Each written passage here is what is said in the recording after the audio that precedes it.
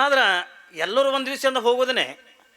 ಆದ್ರೆ ಅವ ಸೋಮಿ ಹ್ಯಾಂಗಾಗಿ ವಾದನ ತಿಳ್ಕೊಂಡಂತ ಕೇಳಿದ್ರೆ ಎಲ್ಲರ ಬಾಯಿ ಒಳಗಿಂದ ಬೆಲ್ಲದ ಹಚ್ಚಾಗಿಂದ ವಾದ. ಏನ್ರಿ ಇವತ್ತು ನಮ್ಮಂಥ ಸನ್ಯಾಸಿಗಳು ಅವ್ನು ನೆನೆಸ್ಬೇಕಾದ್ರೆ ಅಷ್ಟು ಸಾಮಾನ್ಯನಲ್ಲ. ಯಾಕಂದ್ರೆ ನಮ್ಮಲ್ಲಿ ನಾವು ಸಾವಿರಾರು ಜನ ಲಕ್ಷಾನುಗಟ್ಟಲೆ ಭಕ್ತರು ನೋಡಿರ್ತೀವಿ, ಲಕ್ಷಾನುಗಟ್ಟಲೆ ಅಂದ್ರೆ ಶಿಷ್ಯರನ್ನು ನೋಡಿರ್ತೀವಿ. ಆದ್ರೆ ಇಟ್ಟು ಪ್ರೀತಿದಿಂದ ಹಚ್ಕೋಬೇಕಾಗಿತ್ತು ಅಂದ್ರೆ, ಇಟ್ಟು ಪ್ರೀತಿಯಿಂದ ನಮ್ಮನ್ನು ಅವ ಪ್ರೀತಿ ಮಾಡಬೇಕಾಗಿತ್ತು ಅಂತಂದ್ರೆ ಅವನ ನೆನೆಸ್ಬೇಕಾದ್ರೆ ಸುಮ್ಮನೆ ಬರೋಂಗಿಲ್ಲ. ಏನ್ರಿ ಕಳ್ಳಿನಿಂದ ಮನಸ್ಸಿಗೆ ಒಂದು ನೋವು ಅಂತಕ್ಕಂಥ ಆಗ್ತದೆ. ಇರಲಿ, ಮನುಷ್ಯನ ಬದುಕಂದ್ರೆ ಶಾಶ್ವತವಾಗಿರ್ತಕ್ಕಂಥದ್ದಲ್ಲ. ಏನ್ರಿ ನಾವು ಯಾರು ಈ ಭೂಮಿ ಮೇಲಿಂದ ಹುಟ್ಟಿವೆ ಎತ್ತಿಕೊಂಡ ಬಳಕ ಹುಟ್ಟದ ಒಂದು ದಿವಸದಿಂದ ಸಾಯಲೇಬೇಕು, ಸತ್ತವೆಂದ ಒಂದು ದಿವಸದಿಂದ ಮತ್ತು ಪುನರಪಿ ಜನನಂ ಪುನರಪಿ ಮರಣಂ, ನಾವು ಮತ್ತೂ ಕೂಡ ಹುಟ್ಟಲೇಬೇಕು. ಆದ್ರೆ ಹುಟ್ಟು ಸಾವಿನ ಮಧ್ಯದೊಳಗೆ ಏನು ನೆನೆಸ್ಲಕತ್ತೀವಲ್ಲ, ಏನ್ರಿ ನೆನೆಸಂಥ ಜೀವನ ಅಂತಕ್ಕಂಥ ನಾವು ಕಳಿಬೇಕಾಗ್ತದೆ. ಯಾರು ನೆನೆಸ್ತಕ್ಕಂಥ ಜೀವನವನ್ನು ಇಡೀ ಜಗತ್ತಿನ ಜೀವಿಗಳನ್ನು ನಮ್ಮನ್ನು ನೆನೆಸ್ಬೇಕಾಗಿತ್ತು ಅಂದರೆ ನಾವು ಏನು ಮಾಡಬೇಕು ಅನ್ನೋದನ್ನು ನಾವು ಮೊದಲಿಗೆಂದ ತಿಳ್ಕೊಂಡಿದ್ದ ಇದರೊಳಗಿಂದ ಮನುಷ್ಯತ್ವ ಜೀವನಕ್ಕೆ ನಾವು ಪಾದಾರ್ಪಣೆ ಮಾಡಬೇಕಾಗ್ತದೆ. ಹೌದಲ್ರಿ? ನಮಗೆ ಯಾರಿಗೂ ಕೂಡ ಜೀವನ ತಿಳ್ಕೊಂಡ್ರೆ ಗೊತ್ತಿಲ್ಲ. ನಾವು ಜೀವನ ಅಂತಂದ್ರೆ ಬೇರೆ ತಿಳ್ಕೊಂಡಿವಿ, ಅದು ಇರ್ತಕ್ಕಂಥ ಮನುಷ್ಯನ ಜೀವನದ ಪದ್ಧತಿನೇ ಬೇರೆ ಅದೇ. ಕಲ್ಪನೆ ಇರಲಿ ನಮಗೆ. ಇವತ್ತು ನಾವೆಲ್ಲ ಜೀವನ ಅಂದ್ರೆ ಏನು, ಹಿಂದೆ ರಾಮಕೃಷ್ಣ ಪರಮಹಂಸರ ಆಶ್ರಮ ಇತ್ತು. ಕಲ್ಪನೆ ಇರಲಿ ನಿಮಗೆ, ರಾಮಕೃಷ್ಣ ಪರಮಹಂಸರ ಆಶ್ರಮದೊಳಗೆ ನೂರಾರು ಜನ ಶಿಷ್ಯಂದ್ರೆ ನಿತ್ಯನೂ ಕೂಡ ಪ್ರವಚನ ಕೇಳಕ್ಕಿಂತ ಬರ್ತಿದ್ರು. ಎಲ್ಲರ 100-200 ಮಂದಿ 100-200 ಮಂದಿ ಅಲ್ಲ, ನಿತ್ಯನೂ ಕೂಡ ಸಾವಿರಾರು ಜನ ಅಂದ್ರೆ ರಾಮಕೃಷ್ಣ ಪರಮಹಂಸರ ಅಂತಂದ್ರೆ ನಿಮ್ಗೆ ಗೊತ್ತಿರಬೇಕು. ರಾಮಕೃಷ್ಣ ಪರಮಹಂಸರ ಅಂತಂದ್ರೆ ಯಾರು ಒತ್ತುಕೊಂಡದ ಕೇಳಿದ್ರೆ ಸ್ವಾಮಿ ವಿವೇಕಾನಂದ್ರ ನಿಮ್ಗೆ ಗೊತ್ತದ. ಏನ್ರಿ ಸ್ವಾಮಿ ವಿವೇಕಾನಂದ ನಿಮ್ಗೆ ಎಲ್ಲರಿಗೂ ಕೂಡ ಗೊತ್ತದೆ. ಸ್ವಾಮಿ ವಿವೇಕಾನಂದ್ರ ಎಷ್ಟರ ಮಟ್ಟಿಗೆ ಅಂತ ಜ್ಞಾನಿಗಳ ತಗೊಂಡದ ಕೇಳಿದ್ರೆ ಇಡೀ ನಮ್ಮ ಭಾರತ ದೇಶದೊಳಗಿರ್ತಕ್ಕಂಥ ಸಂಸ್ಕೃತಿಯನ್ನು ಇಡೀ ವಿಶ್ವದ ತುಂಬ ಸಾರಿ ಬಂದಿರತಕ್ಕಂಥ ಕೀರ್ತಿ ಅದು ಸ್ವಾಮಿ ವಿವೇಕಾನಂದರಿಗೆ ಸೇರ್ತದೆ ಹೊರತಾಗಿ ಬೇರೆ ಯಾರಿಗೂ ಕೂಡ ಸೇರಂಗಿಲ್ಲ. ಅಂಥ ಶಕ್ತಿ ಮಹಾಜ್ಞಾನಿಯಾಗಿರ್ತಕ್ಕಂಥ ಸ್ವಾಮಿ ವಿವೇಕಾನಂದರು.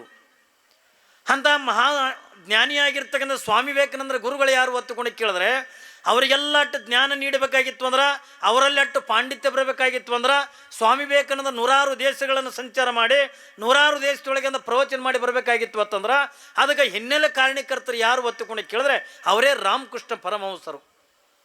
ಅಟ್ಟದ ಸ್ವಾಮಿ ವಿವೇಕಾನಂದರಿಗೆ ಇಟ್ಟು ಜ್ಞಾನಿಗಳಿರ್ಬೇಕಾದ್ರೆ ಇನ್ನು ರಾಮಕೃಷ್ಣ ಪರಮಹಂಸರಿಂದ ಅವರೆಟ್ಟು ಜ್ಞಾನಿಗಳಿರ್ಬೇಕ್ರಿ.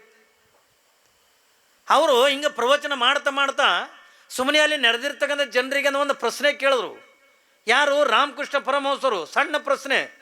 ಏನು ಪ್ರಶ್ನೆ ಎತ್ತುಕೊಂಡಂತ ಕೇಳಿದ್ರೆ ಜಿಂದಗಿ ಬೋಲೆ ಹೊತ್ತು ಕ್ಯಾ ಹೈ, ಈಟೆ ಪ್ರಶ್ನೆ. ಏನಂತಾರ ರಾಮಕೃಷ್ಣ ಪರಮಹಂಸರು ಅಲ್ಲಿ ನಡೆದಿರ್ತಕ್ಕಂಥ ಶಿಷ್ಯಂದ್ರಿಗೆಲ್ಲ ಜೀವನ ಅಂದ್ರೆ ಏನು ಒತ್ತುಕೊಂಡೋದು ಪ್ರಶ್ನೆ ಮಾಡೋದು. ಜೀವನ ಅಂದ್ರೆ ಏನು ಬೇಡ, ಅವರು ಅಲ್ಲಿ ಕೇಳ್ಯಾರ, ನಾನೇ ನಿಮಗೆಂದ ಕೇಳ್ತೀನಿ, ಅಣ್ಣ ನಿಮ್ಮ ಜೀವನ ಅಂದ್ರೆ ಏನು? ಏನ್ರಿ ಜೀವನ ಅಂದ್ರೆ? ಅವ್ರು ಅಂತಾರೆ, ಏನು ಜೀವನ ರೀ ಮುತ್ತೆ ನಮ್ಮದು, ಮುಂಜಾನೆ ಹೇಳ್ತೀವಿ ಹೆಣ್ಣು ಅಡುಗೆ ಮಾಡಿ ಇಡ್ತಾಳೆ, ಆನಂದ ಹೊಡಿತೀವಿ, ಹೊಡೆದ್ರೆ ಡ್ಯೂಟಿಗೆ ಹೋಗೋರು ಹೋಗ್ತೀವಿ, ಹೊಲಕ್ಕೆ ಹೋಗೋರು ಹೋಗ್ತೀವಿ, ಮತ್ತು ಸಂಜೆಗೆ ಬಂದು ಅಂದ್ರೆ ಮತ್ತೊಂದು 8 ರೊಟ್ಟಿ ಉಂಡು ಮಕ್ಕೊಂಡೆ ಒಂದು ನಮ್ಮ ಜೀವನ ಮುಗಿದೋಯ್ತು. ಯಾಕ್ರಿ ಇದು ಗಂಡ್ಮಕ್ಳ ಜೀವನ. ಹೆಣ್ಮಕ್ಳ ಜೀವನ ಯವ್ವ ನಿಮ್ಮ ಜೀವನ ಏನು? ಜೀವನ ಅಂದ್ರೆ ಏನು ರೀ ಯವ್ವ ತಿಳ್ಕೊಂಡು ನೀವೇನಂತೀರಿ? ನಮ್ದೇನು ಜೀವನ ಯಪ್ಪ, ಮುಂಜಾನೆ ಹೇಳ್ತೀವಿ, ಸ್ನಾನ ಮಾಡ್ತೀವಿ, ಅವು ಜಗಲಿ ಮೇನ್ ದೇವ್ರ ಒಂದು ಮೂಲ ಆಗಿರ್ತಾವಲ್ಲ ಅವಿಟ್ಟು ಪೂಜೆ ಮಾಡ್ತೀವಿ. ದೇವ್ರ ಮ್ಯಾಗ ಏನ್ರಿ ದೇವ್ರ ಕೊಯ್ಲೆ ಅಂದ್ರೆ ದೇವ್ರ ವಜ್ಜಾಗೆ ಹೇಳುವುದಾದ ಮತ್ತು ಅವು ಗಂಡ್ಮಕ್ಳಿಗೆ ಮಾಡ್ರನ್ನ ಅಲ್ರಿ. ಇವತ್ತು ನಾನೊಂದೆರಡು ಕೆಲಸ ನೀವು ದೇವ್ರ ಪೂಜೆ ಮಾಡಿ ಇಂಥವಲ್ಲ 10 ಬಣ್ಣ ಮಗ, ಯಾಕ್ರಿ ಅಂತಾರೆ ಹೇಳಿ, ಇಂಥವಲ್ಲ 10 ಬಣ್ಣ ಮಗ, ಅವೆಲ್ಲ ದೇವ್ರು ದಿನ್ರಿ ನಿನಗೆ ಹ್ಯಾಂಗೆ ಮಾಡ್ತೀರಿ? ನೀವು ಸುಮ್ಮಿರಂಗಿಲ್ಲ. ನೀವು ಎಲ್ಲಿ ಜಾತ್ರೆಗೆ ಹೋಗಿರೋ ಒಂದೊಂದು ದೇವ್ರು ತರ್ತೀರಿ, ಅವು ತಂದು ಜಗಲಿ ತುಂಬಿರ್ತಾವೆ. ನೋಡ್ಬೇಕು ಒಂದೊಂದಕ್ಕೂ ಆ ದೇವ್ರುಗಳು ಮೂಗು ತೂತು ಬಿದ್ದಾವ, ಕಿವಿ ಹರ್ಕೊಂಡು ಹೋಗ್ಯಾವ.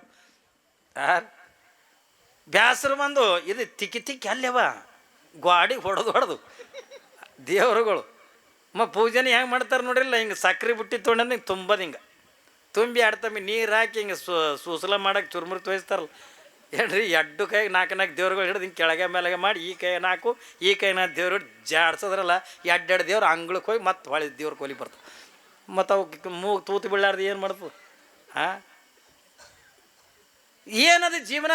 ನೀವಂತೀರಿ ಏನು ಜೀವನ ಯಪ್ಪ? ಮುಂಜಾನೆ ಹೇಳ್ತೀವಿ, ಅಡುಗೆ ಮಾಡ್ತೀವಿ, ಗಂಡಿಗಿಟ್ಟು ಊಟ ಮಾಡಿಸ್ತೀವಿ, ಮಕ್ಕಳಿಗಿಟ್ಟು ಊಟ ಮಾಡಿಸ್ತೀವಿ, ಅವರೆಲ್ಲ ಉಂಡು ತಿಂದು ಹೊರಗಾದ ಬಳಕ ನಾವೊಂದು ಇಟ್ಟಿಂದ ಉಂಡಂದ ಧಾರಾವಾಹಿ ನೋಡಕತ್ತೇವಂದ್ರೆ ನಮ್ಮ ಜೀವನ ಮುಗೀತು. ಹೆಣ್ಮಕ್ಳ ಜೀವನ ಯಾಕ್ರಿ ಇಟ್ಟಿ ಅಲ್ರಿ ಜೀವನ? ನಾವು ತಿಳ್ಕೊಂಡಿದ್ದೀವಿ ಜೀವನ ಇನ್ನೇ ಇದು. ಆದ್ರೆ ರಾಮಕೃಷ್ಣ ಪರಮಹಂಸರಿಂದ ಕೇಳ್ತಾರೆ, ಅಪ್ಪ ಜಿಂದಗಿ ಅಂದ್ರೆ ಜೀವನ ಅಂದ್ರೆ ಏನು? ಈಟೇ ಪ್ರಶ್ನೆ. ಯಾರು ಕೂಡ ಉತ್ತರ ಕೊಡೋಕೆ ಅಂತ ತಯಾರಿಲ್ಲ. 15 ನಿಮಿಷ ಆಯಿತು, ಅರ್ಧ ತಾಸು ಆಯಿತು, ಯಾರೂ ಉತ್ತರ ಕೊಡೋಕೆ ತಯಾರಿಲ್ಲ. ಕೊನೆಗೆ ಒಂದು 30 ವರ್ಷದ ಒಬ್ಬ ತರುಣ ಎದ್ದು ನಿಂತ್ಕೊಂಡ, ಮಹಾರಾಜ್ ಅವ್ರೇಗೆ ಬಾರ್ ಪೂಚೋ ಅಂದ. ಅಂದ್ರೆ ಇನ್ನೊಂದು ಸರಿ ಕೇಳ್ರಿ ನನಗೆ. ಅವಾಗ ರಾಮಕೃಷ್ಣ ಪರಮಹಂಸರು ನಕ್ಕೋತಂತಾರೆ, ಜಿಂದಗಿ ಬೋಲೆತ್ತು ಕ್ಯಾ ಹೈ ಅಂದರು. ಜೀವನ ಅಂದ್ರೆ ಏನು? ಅವ ನೋಡ್ರಿ 30 ವರ್ಷದ ತರುಣ ಎಷ್ಟು ಚಂದ ಉತ್ತರ ಕೊಡ್ತಾನೆ. ಮಹಾರಾಜ್ ಜಿಂದಗಿ ಬೋಲೆತ್ತು ಕ್ಯಾ ಹೈ, ಖಾನಾ ಪೀನಾ ಮೋಜ್ ಮಸ್ತಿ ಕರ್ನಾ ಏಕ್ ದಿನ ಚಲೆ ಜಾನಾ ಯಹಿ ಜಿಂದಗಿ. ಅವ ಏನಂತಾನೆ, ಏನು ಜೀವನ ಅಂದ್ರೆ ಏನದ? ತಿನ್ನೋದದ, ಉಣೋದದ, ಮೋಜ್ ಮಸ್ತಿ ಮಾಡೋದದ, ಕುಡಿಬಾರ್ದಿಂದ ಕುಡಿಯೋದದ, ತಿನ್ನಬಾರ್ದಿಂದ ತಿಂದು ಒಂದು ದಿವಸದಿಂದ ಸತ್ತು ಹೋಗಿಬಿಟ್ಟಿವತ್ತಂದ್ರೆ ಇದು ನಮ್ಮ ಜೀವನ ಮುಗಿತು ಓದ್ತೀವಿ ಕೊಡಂದು ಅವ ಉತ್ತರ ಕೊಟ್ರ. ರಾಮಕೃಷ್ಣ ಪರಮಹಂಸರ ಏ ಗದೆ ಬಿ ಕರ್ತಾಯ ಅಂದ್ರತ್. ಅಂದ್ರೆ ಇದನ್ನು ಕತ್ತಿನೂ ಮಾಡ್ತದ, ನೀ ಏನು ಹೊಸದ ಮಾಡ್ತಿ ಅಂದ್ರತ್. ದನಗಳು ಮಾಡ್ತಾವಿಲ್ಲ. ಈಟೆ ಅಂದ ಅವಕ್ಕೆ ಉಣ್ತಾವ, ನಾವು ಇಟ್ಟು ಉಣ್ತೀವಿ ಅಂತೀವಿ, ಅವಿಟ್ಟು ದನಗಳಿಂದ ತಿಂತಾವಂತವ. ಈಟೆ ದನಕ್ಕೆ ನಮಗೇನು ವ್ಯತ್ಯಾಸ ರೀ? ಇದು ಸುಮ್ಮನೆ ಬಂದಿರ್ತಕ್ಕಂಥ ಮನುಷ್ಯ ಜನ್ಮ ಅಲ್ಲ ಇದು. ನಾ ಯಾಕೆ ಇವತ್ತು ಪ್ರಾರಂಭ ದಿವಸನೇ ಹೇಳಕತ್ತೀನಿ ಅಂದ್ರೆ ಸೋಮು ನೆನಪು ಮಾಡ್ಕೊಂಡು ಹೇಳಕತ್ತೀನ. ಇದು ಸುಮ್ಮನೆ ಅಂದ್ರೆ ಬಂದಿರ್ತಕ್ಕಂಥ ಜನ್ಮ ಅಲ್ಲ ಇದು. ಏನೋ ಎಲ್ಲ ಪ್ರಾಣಿಗಳು ಹುಟ್ಟದಂಗೆ ಹುಟ್ಟಿದ್ವಿ, ಎಲ್ಲ ಪ್ರಾಣಿಗಳು ಸತ್ತಂಗೆ ಅಂದ್ರೆ ಸತ್ತೀವಿ. ಇದು ಮನುಷ್ಯ ಜನ್ಮಕ್ಕೆ ಅರ್ಥ ಬರಂಗಿಲ್ಲ. ವೇದ ಆಗಮ ಉಪನಿಷತ್ತುಗಳೆಲ್ಲ ಏನು ಹೇಳ್ತವೆ ಏನ್ರಿ, 84 ಲಕ್ಷ ಜೀವರಾಶಿಗಳೊಳಗೆ ಶ್ರೇಷ್ಠವಾಗಿರ್ತಕ್ಕಂಥ ಜನ್ಮ ಅಂತಂದರೆ ಅದು ಮನುಷ್ಯ ಜನ್ಮ. ಮನುಷ್ಯನನ್ನು ಬಿಟ್ಟಂದ್ರೆ ಯಾರು ಕೂಡ ಯಾವ ಜೀವಿಗಳು ದೊಡ್ಡವಲ್ಲ. ಹಾಗಾದ್ರೆ ಎದುರಾಗ ದೊಡ್ಡವ್ರು ನಾವು ಅರ್ಥ ಮಾಡ್ಕೋಬೇಕಲ್ರಿ. ಏನ್ರಿ, ಶರಣರು ಹೇಳ್ತಾರೆ, ಸಂತರು ಹೇಳ್ತಾರೆ, ಮಹಾತ್ಮರು ಹೇಳ್ತಾರೆ, ಅಪ್ಪ ಅಪರೂಪವಾಗಿರ್ತಕ್ಕಂಥ ಮನುಷ್ಯ ಜನ್ಮದ, ವ್ಯರ್ಥವಾಗಿ ಒಂದು ಹಾಳು ಮಾಡ್ಕೋಬೇಡ. ಇದರ ಏನು ತಿಳ್ಕೋತಿದಿ ಉಳ್ಕೋತಿದಿ, ಇದರ ಏನು ಕಳ್ಕೋತಿದಿ ನೀ ಅಳದು ಹೋಗ್ಬಿಡ್ತಿ ಅಂತಾರ. ಯಾಕ್ರೆ ಅಂತಾರಿಲ್ಲ. ಇದರ ಏನು ತಿಳ್ಕೋತೀವಿ ಏನ್ರಿ, ಯಾವ ತಿಳ್ಕೋತಾನ ಅವ ಉಳ್ಕೋತಾನ, ಯಾವ ತಿಳ್ಕೊಳಂಗಿಲ್ಲ ಅವ ಅಳದು ಹೋಗ್ಬಿಡ್ತಾನ, ಅವ ನಾಶ ಆಗಿ ಹೋಗ್ಬಿಡ್ತದೆ. ಯಾವ ತಿಳ್ಕೊಂಡನ ಅವನೇ ಉಳ್ಕೊಂಡಾನೆ. ನಾವು ತಿಳ್ಕೊಂಡಿರ್ತಕ್ಕಂಥ ಆ ವಿಚಾರಗಳೇ ಬೇರೆ, ಶರಣರಿಗೆ ತಿಳ್ಕೊಂಡಿರ್ತಕ್ಕಂಥ ವಿಚಾರಗಳೇ ಬೇರೆ. ಈ ಮನುಷ್ಯ ಜನ್ಮಕ್ಕೆ ಒಂದು ಬೆಲೆ ಬರಬೇಕಾಗಿತ್ತು ಅಂದ್ರೆ, ಮನುಷ್ಯ ಜನ್ಮಕ್ಕೆ ಒಂದು ಕಿಮ್ಮತ್ತು ಬರಬೇಕಾಗಿತ್ತು ಅಂದ್ರೆ, ಇದನ್ನು ಜೀವನದ ಬಗ್ಗೆ ನಾವು ತಿಳ್ಕೊಬೇಕಾಗ್ತದೆ. ಏನೋ ಬಂದೀವಿ, ಏನೋ ಜೀವನ ಕಳೆದೀವಿ, ಸತ್ತು ಹೋದ್ವಿ, ಅದು ಜೀವನ ಅಲ್ಲ. ಈ ಜೀವನ ಬಗ್ಗೆ ನಾವು ಯಾಕೆ ಬಂದೀವಿ, ಈ ಭೂಮಿಗೆ ನಾವು ಬಂದೀವಿ, ಅದಕ್ಕೆ ಹೆಂಗೆ ಬಂದೀವಿ ಏನ್ರಿ, ಯಾವ ರೀತಿಯಾಗ ಜೀವನ ಕಳಿಬೇಕು, ಮುಂದೆ ನಾವು ಎಲ್ಲಿಗೆ ಹೋಗ್ಬೇಕಂತ ಅನ್ನುವಂಥದ್ದು ನಾವು ಅರ್ಥ ಮಾಡ್ಕೋಬೇಕಾಗ್ತದೆ ಮನುಷ್ಯ ಜನ್ಮದೊಳಗೆ ಬಂದು. ಹೌದಲ್ರಿ? ನಾವು ಯಾರು ಸುಮ್ಮನೆ ಬಂದಿರತಕ್ಕಂಥವ್ರಲ್ಲ. ಒಂದು ತಲೆಗಂದ ಕಲ್ಪನೆ ಇಟ್ಕೋರಿ ನೀವು. ನಾವು ತಾಯಿ ಗರ್ಭದೊಳಗಿದ್ದಾಗ ಏನ್ರಿ, ತಾಯಿ ಗರ್ಭದೊಳಗಿದ್ದಾಗ 8ನೇ ತಿಂಗಳದೊಳಗೆ ಒಂದು ಕಡೆಗೆ ಭಗವಂತ ಬಂದು ನಿಮಗೆ ದರ್ಶನ ಕೊಡ್ತಾನ, ಇನ್ನೊಂದು ಕಡೆಗಿಂದ ಬ್ರಹ್ಮ ಬಂದು ನಿಮಗೆ ದರ್ಶನ ಕೊಡ್ತಾನ. ನಿಮಗೆ ಕಲ್ಪನೆ ಇಲ್ಲ. ಪ್ರತಿಯೊಬ್ಬ ಮನುಷ್ಯ ಜೀವಿಗೆ ಆ ಜಾತಿ ಈ ಜಾತಿ ಏನ್ರಿ, ಕುಲ ಶ್ರೀಮಂತರು ಬಡವರು ತನ್ನ ಸಂಬಂಧ ಇಲ್ಲ. ಯಾವಾಗ ತಾಯಿ ಗರ್ಭದೊಳಗಿಂದ ಭೂಮಿ ಬರ್ತದಲ್ಲ, ಆ ಪ್ರತಿಯೊಂದು ಮಗುವಿಗೂ ಕೂಡ ಒಂದು ಕಡೆಗಿಂದ ಶಿವ ಭೇಟಿ ಅಕ್ಕಾನ, ಇನ್ನೊಂದು ಕಡೆಗಿಂದ ಬ್ರಹ್ಮ ಭೇಟಿ ಅಕ್ಕಾನ. ಯಾವಾಗಿಂದ ಪರಮಾತ್ಮ ಭೇಟಿ ಆದಾಗ, ತಾಯಿ ಗರ್ಭದೊಳಗಿದ್ದಾಗ ಪರಮಾತ್ಮ ಪ್ರತ್ಯಕ್ಷನಾದಾಗ ಎಷ್ಟು ಖುಷಿ ಪಡ್ತೀವಿ. ಪರಮಾತ್ಮ ಇದು ಅಪರೂಪವಾಗಿರ್ತಕ್ಕಂಥ ಮನುಷ್ಯ ಜನ್ಮ ಅಂತ ನನ್ನ ಕೊಟ್ಟಂದ ಭೂಮಿ ಕಳಿಸಲಕತ್ತೀಯ ನೋಡ್ರಿ. ಅವನು ಭಗವಂತನಿಗೆ ಮಾತು ಕೊಟ್ಟಿವಿ. ಏನಂತ ಮಾತು ಕೊಟ್ಟಿವಿ?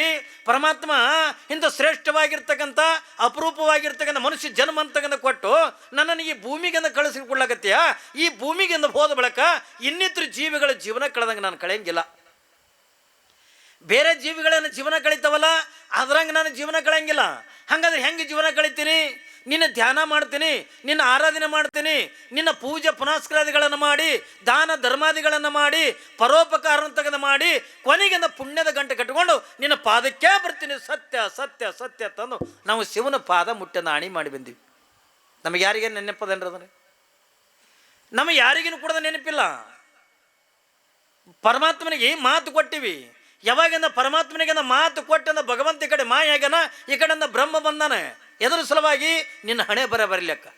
ನೀವೇನಂತೀರಲ್ಲ ಹೆಣ್ಮಕ್ಳು, ಅಯ್ಯ ಸೆಟಿಕೆವ್ ಬರಿತಾಳ ಅಂತೀರಿ. ಸೆಟಿಕೆವ್ ಬರಂಗಿಲ್ಲ, ಮಣಿ ಬರ ಬ್ರಹ್ಮ ಬರಿತಾನ.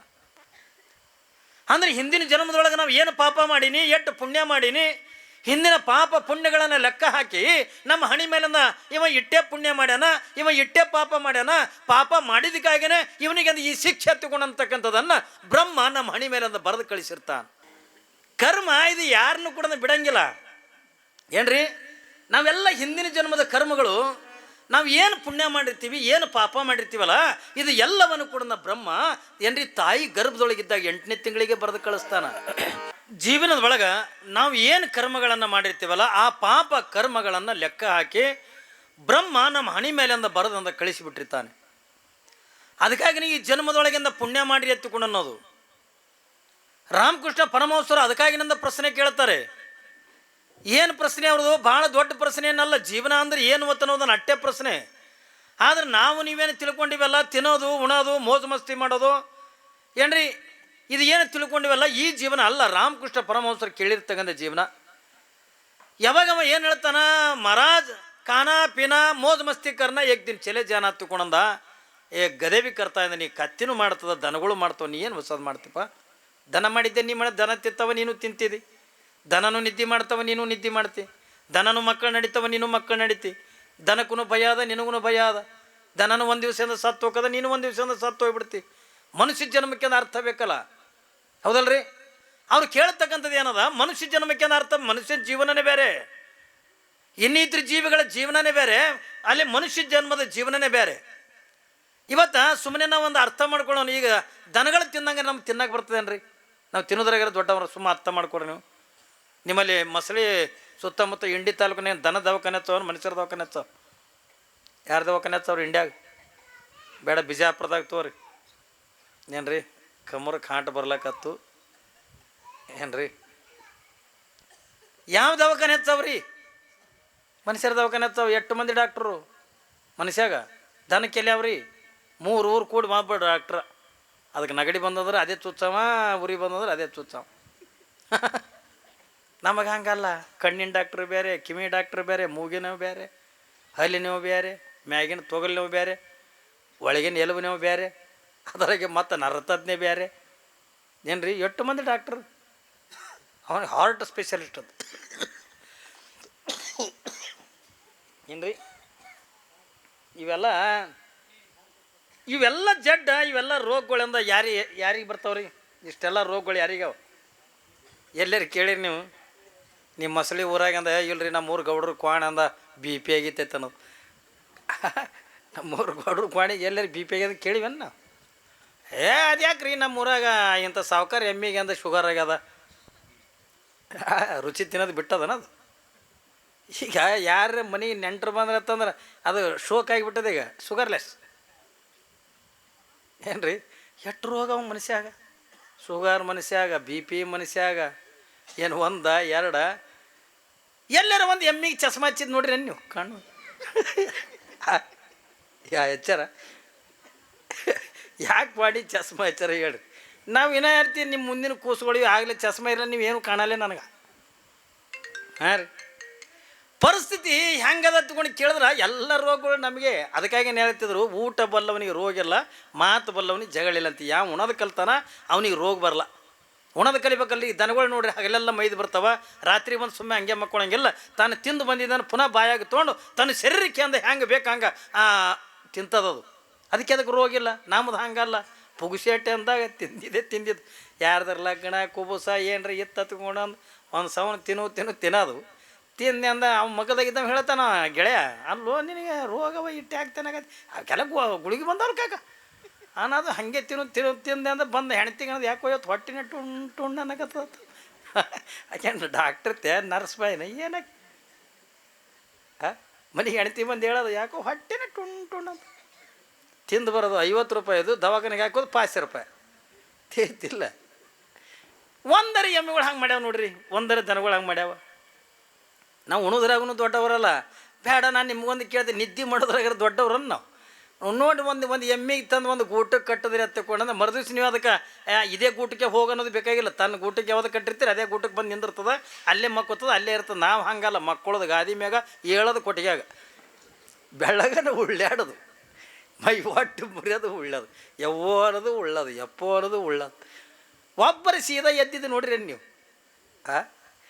ಯಾತ್ರೆದಾಗ್ಯಾರು ಮಕ್ಕೊಂಡಾಗ ಏನ್ರಿ ಅಗದಿ ಏನು ತಿರುಪತಿ ತಿಮ್ಮಪ್ಪ ಮಕ್ಕೊಂಡಂಗೆ ಕಾಣ್ತಿರ್ತಾನೆ. ಹೇಳದ್ರಿ ಮೈ ಒಡ್ಡು ಮುರಿಯೋದು ಉಳ್ಳೋದು. ಯಾವಾಗ ಎಮ್ಮಿ ಕರ ಕಾಲು ಹಿಡ್ತು ಅವಾಗ ಯಾತ್ರಿ ಅವನಿಗೆ ಏಸು ತಿರುಗಾಡಿ ಬಂದು ಮಕ್ಕಳವ್ರ ಏನ್ರಿ. ಏಸು ಮಂದಿ ರಾತ್ರಿ ತಿನ್ನಂಗೆ ಮಾಡ್ತಾವೆ, ಹಗಲತ್ತು ಏನು ಮಾಡಿರ್ತಾನೆ ಅದು ಬೆಳಗನ ಬಡಬಡಿಸ್ತಾನೆ. 1 ಎಮ್ಮೆ ಬಡಬಡಿಸಿದ್ ನೋಡ್ರಿ. ಇವ ಹಗಲತ್ತು ಎಮ್ಮೆ ಕಾಯ್ದನೆ, ಬೆಳಗನ ಎಮ್ಮೆ ಹಲೇ ಮಾಡವ. ಯಾಕ್ರಿ ಬೆಳಗನ ಎಮ್ಮಿನೇ ಕಾಯವ. 1 ಎಮ್ಮೆ ಬಡಬಡಿಸ್ತಾವ, 1 ದನಗಳಿಂದ ತಿರುಗಾಡ್ತಾವ. ಯಾಕಂದ್ರೆ ಹಿಂದೊಮ್ಮೆ ಬಂದಾಗ ನಾ ಹೇಳಿದ್ನಿಲ್ಲ, ನಂದೊಮ್ಮೆ ಘಟನೆ ಆಗಿತ್ತು. ನಾ ಬೆಂಗಳೂರಿಗೆ ನಡೆದಿದ್ದೆ ಈ ಒಂದು 4-5 ವರ್ಷದ ಹಿಂದೆ. ಬೆಂಗಳೂರಿಗೆ ನಡೆದೀನಿ, ರಿಸರ್ವೇಷನ್ ಸೀಟ್. ಆ ಕಡೆ ಕಿಟಕಿ ಕಡೆ ಒಬ್ಬ ಕೂತಾನ, ನಡಬರ್ಕ್ ಒಬ್ಬ ಕೂತಾನ, ಈಚೆ ಕಡೆ ಕಂಬ ಇರ್ತದಲ್ಲ, ಕಂಬದ ಕಡೆ ನಾನು ಸೀಟ್ ಗುಲ್ಬರ್ಗದಿಂದ ಹೋಗವನ. ಹೇಳ್ತೀನಿ ನಾನು ನಿಮ್ಗೆ, ಗುಲ್ಬರ್ಗದಿಂದ 8:15 ಬಸ್ ಬಿಡ್ತು. ಇನ್ನೂ 9 ಆಗಿಲ್ಲ, ನಡಬರ್ಕ್ ಕೂತವನಿಗೆ ನಿದ್ದೆ ಚಲೋ ಆಯಿತು. ಅದು ನಿದ್ದೆ ಹೆಂಗೆ ಮಾಡ್ತಾರೆ ಗೊತ್ತಲ್ಲ ನಿಮ್ಮ ಬಸ್ನಾಗ. ಈಗ ಲಾಂಗ್ ಜರ್ನಿ ಹೋಗೋರಂದು ಈ ಸೀಟಿನ ಕೆಳಗೆ ಕಾಲು ಚಾಚಿ ಸೆಡದು ನಿದ್ದೆ ಮಾಡೋರು ಬೇರೆ. ಇನ್ನು ಕೆಲವು ಮಂದಿ ಮುಂದಿನ ಸೀಟಿಗೆ ಕೈ ಕೊಟ್ಟಂದು ನಿದ್ದೆ ಮಾಡೋರು ಬೇರೆ. ಇನ್ನು ಕೆಲವು ಬಾಯಿ ಮುಚ್ಚಿ ಕಣ್ಣು ತೆಗೆದು ನಿದ್ದೆ ಮಾಡೋವು ಬೇರೆ ಇರ್ತಾವ್ರಿ. ಅವನು ನೋಡಕ್ಕೆ ಹಚ್ಚರು ಕೂತಂಗೆ ಕೂತಿರ್ತಾನೆ, ನಿದ್ದೆ ಎತ್ತಿರ್ತದೆ ಅವ್ನಿಗೆ. ಇನ್ನು ಕೆಲವೊಂದು ಕಣ್ಣು ಮುಚ್ಚಿ ಬಾಯಿ ತೆಗೆದು ನಿದ್ದೆ ಮಾಡೋರು ಅವ್ರು ಬೇರೆ. ಇವ ಏನೂ ಮಾಡಲಾಗ್ಯಾನ, ಹಿಂಗೆ ಹೆಂಗೆ ನಾ ಕೂತೀನಿ ಹಂಗೆ ಕೂತಾನೆ, ತಲೆ ತರ್ತಾನೆ, ನಾನು ಡುಬ್ಬದ ಮ್ಯಾಗ ಇಡ್ತಾನೆ. ನಾ ಮತ್ತೆ ಹಿಂಗೆ ಇಡ್ಬೇಕು, ಮತ್ತೆ ತರ್ತಾನೆ, ಹಿಂಗೆ ಇಡ್ತಾನೆ. ಎಲ್ಲಿತಾನೆ ಅದೇನು ಸಣ್ಣ ತಲೆ ರೆಪೇಸ್ತಿ ದೀಡಿ ಕೊಡ ಇದ್ದಂಗಿತ್ತು, ಅಂಥದ್ದು ಹೊತ್ಕೊಂಡು ಹೋಗ್ಬೇಕಲ್ಲ. ಎಲ್ಲಿತಾನ ರೀ ನಾ ತರವ ಹಿಂಗೆ ಇದು ಮಾಡವ. ಅದು ನನಗೆ ಹಿಂಗೆ ಒಪ್ಪರ್ನೇ ಆದಂಗೆ ಆದೇನ. ಈ ಸಿಟಿಯಾಗಿ ಹೆಣ್ಮಕ್ಳಂದ್ರೆ ವೆರೈಟಿ ಬ್ಯಾಗ್ ಹಾಕೊಂಡು ವೆರೈಟಿ ಬ್ಯಾಗ್ ಇರಲಿಲ್ಲ ಅಂದ್ರೆ ಒಪ್ಪರ್ನೇ ತಿರುಗಾಡ್ತಾರೆ ನೋಡ್ರಿ ಹಿಂಗೆ. ಹಂಗೆ ನನಗೆ ಚಿಂತೆ ಆಯಿತು, ಎಲ್ಲಿ ಕೋಡಿ ತಲೆ ಹೊತ್ಕೊಂಡು ಹೋಗಿ ನಾನು ಮುಂಜಾನೆ ಅದು ಒಪ್ಪರ್ ತಿರುಗಾಡ್ಲಾಕತ್ತೀನಿ ಅಂದ್ರೆ ಏನು ಮಾಡಿ. ನನಗೆ ದೊಡ್ಡ ಚಿಂತೆ ಆಯಿತು. ಹೇಳ್ತೀನಿ, ಚಿತ್ರದುರ್ಗ ಬಂತು, ಚಿತ್ರದುರ್ಗ ಬರುತ್ತೆ ನಾವು ತಲೆ ಹೊತ್ಕೊಂಡು ಅದೇ ಕಡೆಗೆ ಸಾಕಾಗಿ ಕೊಳ್ಳ ನಿಂಗದಕ್ಕೆ ತೆಗೆದು ಶಿವದಾರ ಸುತ್ತಿನಿ, ತಲೆ ತರ್ತಾರೆ ರಿಮ್ಮನಂಗೆ ಕೊಟ್ಟು ಹಿಂಗೆ ಮುಚ್ಕೊಂಡು ಕೂತೆ. ಕುಂದ್ರದಾಗ ಅದು ಕರ್ರ ತಲೆ ತುರಿಸ್ಕೊತ ಆ ಕಡೆ ಈ ಕಡೆ ನೋಡ್ತಿ, ಯಾರು ಹೊಡೆದ್ರು ಏನು ಬಿತ್ತು ಅದು ಕೊಟ್ಟರೆ. ಇದನ್ನೇ ಇಲ್ಲ, ನಿಮಗೆ ಹೆಂಗೆ ನಗು ಬರ್ಲಕತ್ತ, ನನಗೂ ಹಂಗೆ ನಗು ಬರ್ತಿತ್ತು. ಇದು ನಾನು ನಕ್ರಿದು ನನಗೆ ಹೊಡಿತದಲ್ಲ ಹತ್ತಿಕೊಂಡದು ಸುಮ್ಮ ಮುಚ್ಕೊಂಡೆ ಅಂತ ಕುಂತೆ. ಹಿಂಗೆ ನೋಡ್ತೀನಿ, ಇಂಥ ಗುಮ್ಮಟಿ ಎದ್ದದ ಅದಕ್ಕೆ ಏನ್ರಿ ಗುಮ್ಮಟಿ ಎದ್ದದ. ನಾ ಸುಮ್ಮನೆ ಅಂದ ಕಣ್ಣು ಮುಚ್ಕೊಂಡು ನಾ ಮಕ್ಕೊಂಡು ನನ್ನ ಪಾಡಿ ನಾ ಮಕ್ಕೊಂಡು ಹೋದೆ. ಅದಕ್ಕೂ ಒಮ್ಮೆ ನಿದ್ದೆ ಬರ್ತಿತ್ತು. ಹಿಂಗೆ ಮಾಡೋದು, ಮತ್ತೆ ಆ ಕಡೆ ಈ ಕಡೆ ನೋಡವ ಯಾರು ಹೊಡಿತಾರೆ ಯಾವುದು ಬೀಳೋದು. ಬೆಳಗನೆ ಎಚ್ಚರ ಕೂತು ಅದು ಬಂತು. ಆರಾಮ ಮಕ್ಕೊಂಡು ನಾವು ಹೋದೆ. ಮುಂಜಾನೆ 8 ಹೋಗಿ ಬೆಂಗಳೂರಿಗೆ ಇಳಿದೀನಿ. ಹೋಗಿ ನಾನು ಒಂದು ಆಟೋಕ್ಕಿಂತ ಕುಂದು ನಾವು ಹೋಗೋ ಜಾಗಕ್ಕಿಂತ ಹೋಗ್ಬೇಕಾದ ಆಟೋದ ಬಳಿ ಹೋಗಿ ನನಗೆ ಮೊದಲು ಅವನೇ ಕೂತಾರ. ನಾನು ಯಪ್ಪ ಇದು ನಗು ಬರ್ತದೆ ಬೇಡ, ಅವ ಹೋಗಲ್ಲಿಕ್ಕೆ ಆಟೋಕತ್ತದ ಮತ್ತೊಂದು ಆಟೋಕ್ಕೆ ಹೋದೆ. ನಿದ್ದಿನೂ ನಮ್ಗೆ ಅರಿವಿರಲ್ಲ, ಹೌದಲ್ರಿ? ಅದಕ್ಕಾಗಿ ಹೇಳ್ತಲ್ಲ ಏನು ರೀ, ಸ್ಲೀಪ್ ಇದೆ ಹಾಫ್ ಡೆತ್ ಅತ್ತ, ಡೆತ್ ಇದೆ ಲಾಂಗ್ ಸ್ಲೀಪ್ ಅತ್ತ. ಹೌದಲ್ಲ? ನಿದ್ದೆ ಅನ್ನೋದೇ ಅರ್ಧ ಸಾವಿದ್ದಂಗೆ, ಏನೂ ಅರಿವು ಇರಂಗಿಲ್ಲ. ಸರಿದ ಉಸಿರಾಟಿರ್ತಕ್ಕರೆ ಅದು ಸಾವಿದ್ದಂಗೆ. ಇನ್ನು ಸಾವತ್ತಂದ್ರೆ ಶಾಶ್ವತವಾಗಿರ್ತಕ್ಕ ನಿದ್ದೆ. ಅದಕ್ಕೆ ಏನು ವ್ಯತ್ಯಾಸ ಇರೋಂಗಿಲ್ಲ. ಹಂಗೆ ಒಂದು ನಿದ್ದೆ ಮಾಡೋದ್ರೊಳಗೆ ಕೂಡ ನಾವು ದೊಡ್ಡವರಲ್ಲ. ಬೇಡ ಮಕ್ಕಳನ್ನ ಹಿಡಿಯೋದ್ರಾಗ ದೊಡ್ಡವ್ರೇನ್ರಿ? ಮಕ್ಕಳು ಹಿಡಿಯೋದ್ರಾಗೂ ದೊಡ್ಡವರಲ್ಲ. ಒಂದೊಂದು ಸರಿಗೆ ಅಂದ್ರೆ ಒಂದೊಂದು ಪ್ರಾಣಿಗಳ 100 ಮಕ್ಕಳು ನಡಿತಾವೆ, ಹೌದಲ್ರಿ? ಮಕ್ಕಳು ಹಿಡಿದ್ರೊಳಗೆ ನಾವು ಎಲ್ಲಿ ದೊಡ್ಡವ್ರೀವಿ? ಅವನು ಒಂದು ವಿಷಯದ ಸತ್ತು ಹೋಕ್ಕವ, ನಾವು ಒಂದು ವಿಷಯದ ಸತ್ತು ಹೋಕ್ಕಿವಿ ಅಂದ್ರೆ ಪ್ರಾಣಿಗಳಿಗೆ ನಮಗೆ ವ್ಯತ್ಯಾಸ ಏನು? ಅದಕ್ಕಾಗಿ ರಾಮಕೃಷ್ಣ ಪರಮಹಂಸರು ಅಂದರು, ಗದೆ ಬಿಕ್ಕರ್ತ ಅಂದ್ರತ್ತ. ಅವನಿಗೆ ಒಂದು ಮಾತು ಹೇಳಿದ್ರು, ಎಲ್ಲಿಯೇ ಪರಂತರವಾಗಿ ಜೀವನ ಅಂದ್ರೆ ಏನು ಅಂತ ಅನ್ನೋದನ್ನು ನೀ ಎಲ್ಲೇ ಪರಂತರವಾಗಿ ಅಂತ ತಿಳ್ಕೊಳಂಗಿಲ್ಲೋ ಅಲ್ಲೇ ಪರಂತರವಾಗಿ ನನ್ನ ಆಶ್ರಮಕ್ಕಿಂತ ತಿರುಗಿ ಬರಬೇಡ ತಂದು ಆಶ್ರಮದಿಂದ ಹೊರಗೆ ಹಾಕಿದ್ರು. ಯಾವಾಗಿಂದ ಆಶ್ರಮದಿಂದ ಹೊರಗೆ ಹಾಕಿದ್ರು, ಪಾಪ ಹೊರಗೆ ಬಂದ ಊರಾಗಿಂದ ಹಿರಿಯರಿಗಿಂದ ಕೇಳ್ದ, ವಯಸ್ಸಾದವ್ರಿಗೆ ಕೇಳ್ದ, ಕಾಕ ಜೀವನ ಅಂದ್ರೆ ಏನು? ಅವ್ರು ಹಿರಿಯರು ಅವರು ಹೇಳಿದ್ರು, ಏನು ಜೀವನಪ್ಪ, ಕತ್ತಿ ದುಡ್ದಂಗೆ ದುಡಿಯೋದು, ದನ ತಿಂದಂಗೆ ತಿನ್ನೋದು. ಇವರು ಅದೇ ಹೇಳೋರು, ಬರೀ ತಿನ್ನೋದು ದುಡಿಯೋದೇ ಅದೇ ಹೇಳಕತ್ರು. ಆದ್ರೆ ಜೀವನ ಅಂದ್ರೆ ಏನು ಅಂತ ಅನ್ನೋದನ್ನು ಯಾರು ಕೂಡ ಹೇಳಲಿಲ್ಲ. ಕೊನೆಗೆ ಯಾರಿಗೂ ಕೇಳಬಾರ್ದಂದು ಕಾಡಿನೊಳಗಿಂದ ಹೋದ. ಯಾವಾಗಿಂದ ಒಂದು ಕಾಡಿನೊಳಗಿಂದ ಹೋಗಿ ತಿರುಗಾಡ್ಲಕ್ಕತ್ತ. ಹಿಂಗೆ ತಿರುಗ್ತಾ ಇರುವಂಥ ಪ್ರಸಂಗದೊಳಗೆ ಕಾಡಿನೊಳಗಿಂದ ಒಂದು ಹೂವಿನ ಗಿಡ ಕಾಣತ್ತು. ಒಂದು ಚಂದ ಕೆಂಪು ಹೂವು ಅರಳಿ ನಿಂತಿತ್ತು. ಒಂದು ಹೂವಿನ ಗಿಡ ಕಾಣಿತು. ಸಮೀಪದಿಂದ ಹೋದ. ಏನಪ್ಪ ಇಂಥ ಕಾಡಿನ್ಯಾಗ ಇದಕ್ಕೆ ಯಾರು ಹಚ್ಚಾರೋ ಏನು ಮಾಡ್ಯಾರೋ, ಎಷ್ಟು ಚಂದ ಅರಳಿ ನಿಂತದಲ್ಲ, ಎಷ್ಟು ಚಂದ ಕಾಣಕತ್ತದ, ಇಷ್ಟೆಲ್ಲ ಕಾಡಿನೊಳಗೆ ಇದು ಒಂದೇ ಹೂವು ಎಷ್ಟು ಚಂದ ಕಾಣಕತ್ತದ ತಂದು ವರ್ಣನೆ ಮಾಡ್ಕೊತಂದು ಸಮೀಪದಿಂದ ಹೋಗಿ ನೋಡೋದ್ರೊಳಗೆ ಅಲ್ಲಿ ಇನ್ನೊಂದು ವಿಚಿತ್ರ ಕಾಣಿತು. ಅದು ಏನು ವಿಚಿತ್ರ ಹತ್ಕೊಂಡದ ಕೇಳಿದ್ರೆ ಅದ್ರ ಮ್ಯಾಲ ಒಂದು ನೊಣ ಕುಂತಿತ್ತು.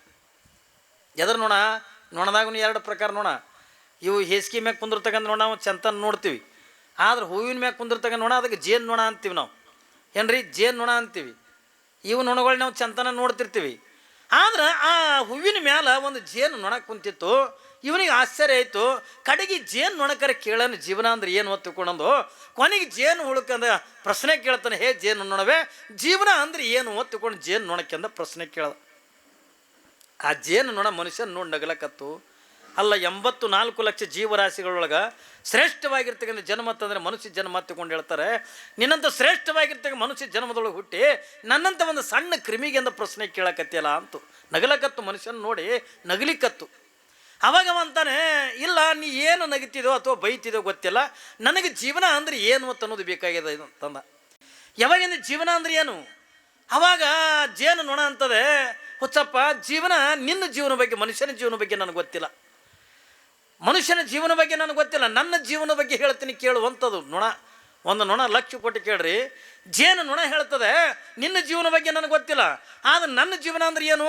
ಹೂವಿನಿಂದ ಹೂವಿಗೆಂದು ಹಾರ್ತೀನಿ, ಅದರೊಳಗಿರ್ತಂಗೆ ಮಕರಂದವನ್ನು ಹೀರ್ಕೊಂಡು ತರ್ತೀನಿ, ತಂದು ಗೂಡಿನೊಳಗಂದು ಇಡ್ತೀನಿ. ನಾನು ಹೀರಿ ಕಷ್ಟಪಟ್ಟು ತಂದಿರ್ತಕ್ಕಂಥ ಯಾವ ಮಕರಂದವನ್ನು ಜೇನುತುಪ್ಪವಾಗಿ ಪರಿವರ್ತನೆ ಮಾಡ್ತೀನಿ. ನಾನು ಕಷ್ಟಪಟ್ಟು ತಯಾರು ಮಾಡಿರ್ತಕ್ಕಂಥ ಜೇನುತುಪ್ಪವನ್ನು 4 ಜನ ಮಾನವರು ತಿಂದು ಖುಷಿ ಪಡ್ತಾರಲ್ಲ, ಅವರು ಖುಷಿ ಪಡೋದನ್ನು ನೋಡಿ ನಾ ಖುಷಿ ಪಡ್ತೀನಿ. ಇದು ನನ್ನ ಜೀವನ ಹತ್ತುಕೊಂಡು ಹೇಳ್ತೇವೆ ಒಂದು ಜೇನು ನೋಣ. ಏನ್ರಿ ಎಂಥ ಉತ್ತರ ಅದು! ಎಷ್ಟು ವ್ಯತ್ಯಾಸ ಅದ್ರಿ ಮನುಷ್ಯನ ಜೀವನಕ್ಕೆ ಜೇನು ನೊಣದ ಜೀವನಕ್ಕೆ. ಅದು ಏನಂತದೆ, ನಾ ಇಟ್ಟು ಕಷ್ಟಪಟ್ಟು ತಯಾರು ಮಾಡಿರ್ತಕ್ಕಂಥ ಜೇನುತುಪ್ಪವನ್ನು ನಾನೇ ತಯಾರು ಮಾಡಿ ನಾನೇ ತಿನ್ನಬೇಕು ಅನ್ನುವಂಥದ್ದೇನಿಲ್ಲ.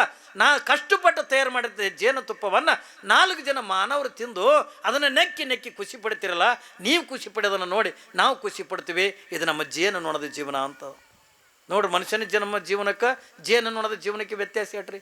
ಸ್ವಲ್ಪ ಮುಂದಕ್ಕೆ ಬಂದ ಬರೋದ್ರ ಎದುರಿಗೊಂದು ಆಕಳು ಕಾಣ್ತು, ಹೋಗಿ ಅದಕ್ಕಂದ ಕೈ ಮುಗ್ದ, ಹೇ ಗೋಮಾತೆ ಜೀವನ ಅಂದ್ರೆ ಏನು ಮತ್ತು ತಿಳ್ಕೊಂಡಂದು ಕೇಳ್ದ.